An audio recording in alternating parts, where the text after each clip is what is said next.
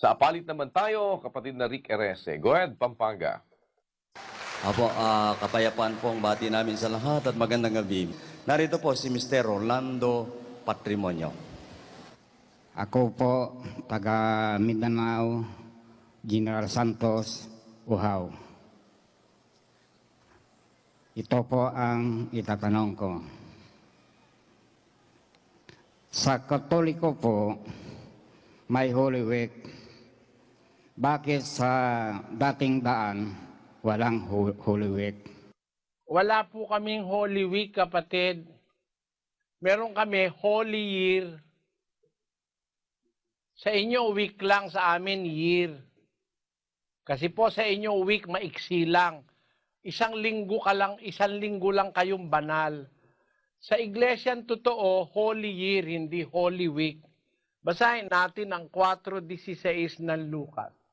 At siya'y napasa Nazareth na kanyang nilakhan. Arayon sa kanyang kaugalian, siya'y pumasok sa sinagoga ng araw ng Sabat at nagtindig upang bumasa. At ibinigay sa kanya ang aklat ng propeta Isayas at binuklat niya ang aklat na nasumpungan niya ang dakong kinasusulatan. Sumasa akin ang Espiritu ng Panginoon sapagkat ako'y pinahiran niya upang ipangaral ang mabubuting balita sa mga dukha. Ako'y sinugo niya upang itanyag sa mga bihag ang pagkaligtas at sa mga bulag ang pagkakita, upang bigyan ng kalayaan ang nangaapi, upang itanyag ang kaaya-ayang taon ng Panginoon. Pakibasa mo nga sa Cebuano. Og miadto siya sa Nazaret, diin siya magatubo. Og ingon sa iyang nabatasan, misulod sa sinagoga, sa adlaw nga igpapahulay, og mitindog sa pagbasa. Og gihatag kaniya ang basahon ni Isayas nga manalagna, og sa nabuklad niya ang basahon, hingkit aniya ang bahin nga didto nahasulat. Ang Espiritu sa Ginoo ani akanako, tungod kay iya akong gidihog aron sa pagmantala sa maayong balita ngadto sa mga kabus.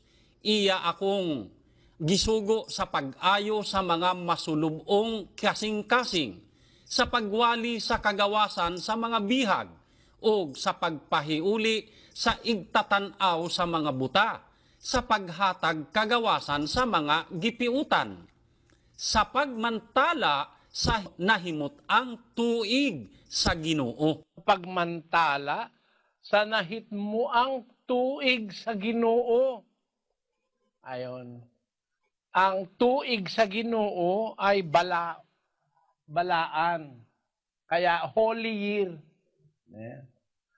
The whole year round, 365 days a year, sa iglesia itinuturo yung pagsunod sa utos nga balaan.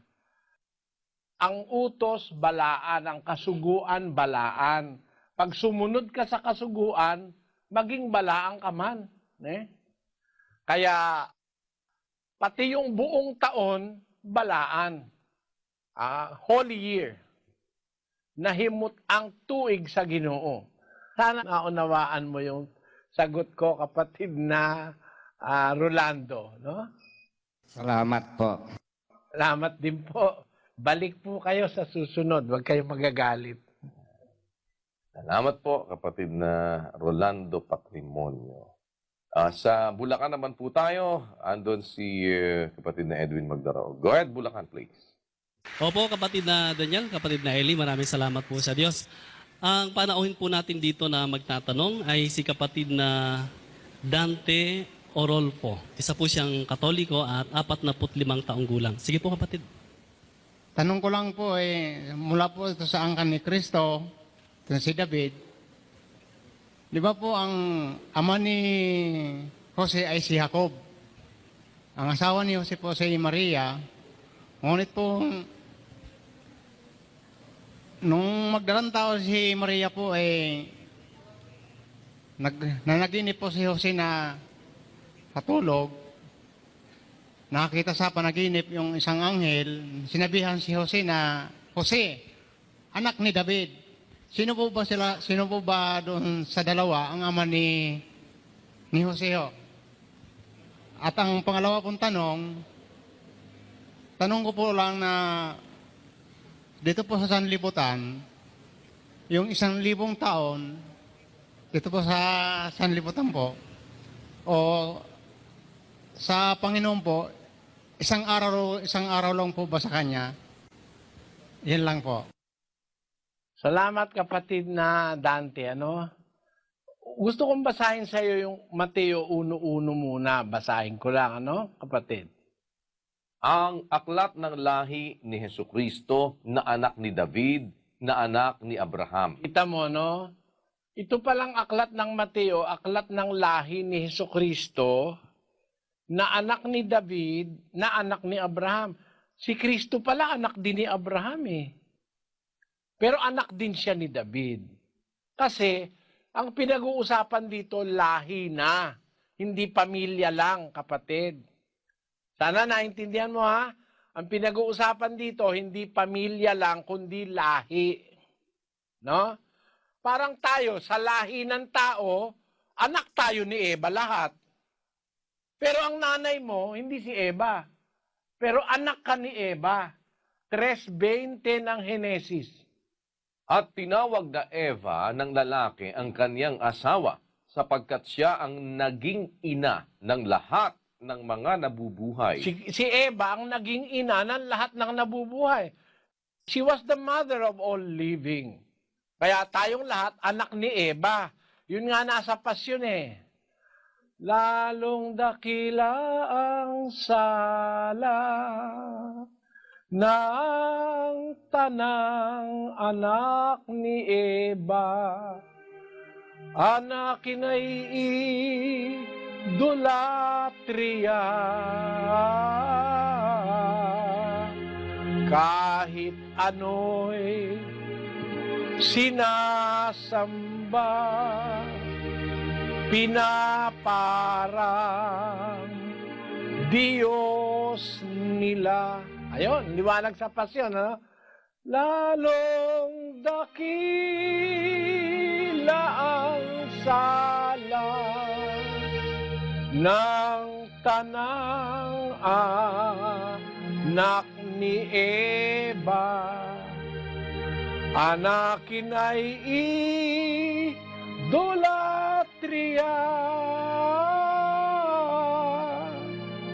kahit ano'y sinasamba, pinaparang Diyos nila. At mo, anak ni Eva, tawag sa ating mga tao eh. Kasi, ang kanununuan natin si Eva, ganun din si Abraham. Naging anak ni Abraham si Isaac, naging anak ni Isaac si Jacob, naging anak ni Jacob ang mga patriarka ng Israel. At mula sa patriarka ng Israel, nandun naging anak si Juda. Doon naman kay Juda, doon naman lumitaw yung lahi ni Hesukristo.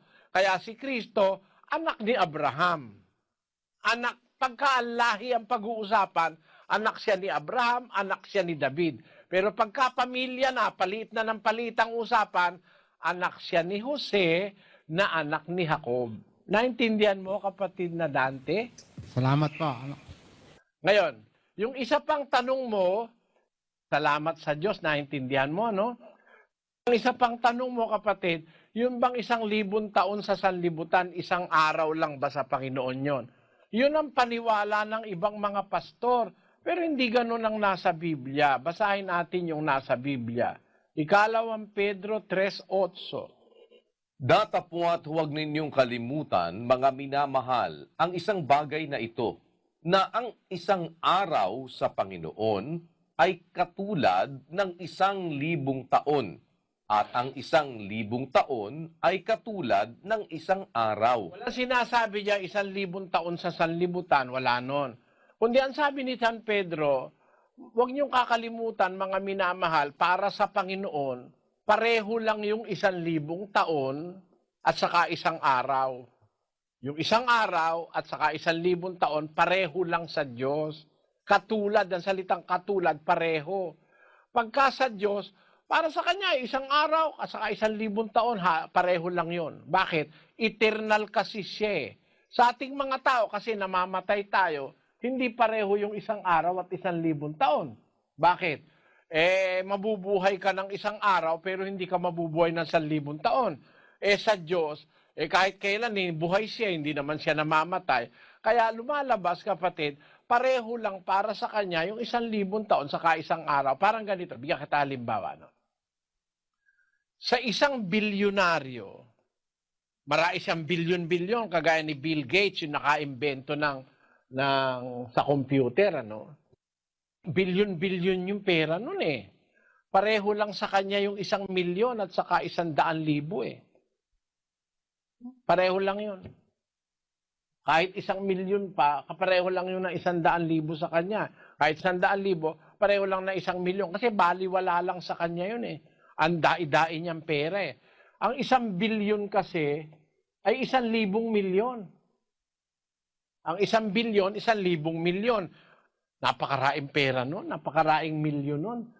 Ganon, como ang Diyos ay eternal, magkapareho lang para sa Kanya yung isang araw, saka 1,000,000 taon, 1,000,000 taon. Kasi bilyon-bilyon taon walang kwenta sa Diyos yun kasi eternal siya.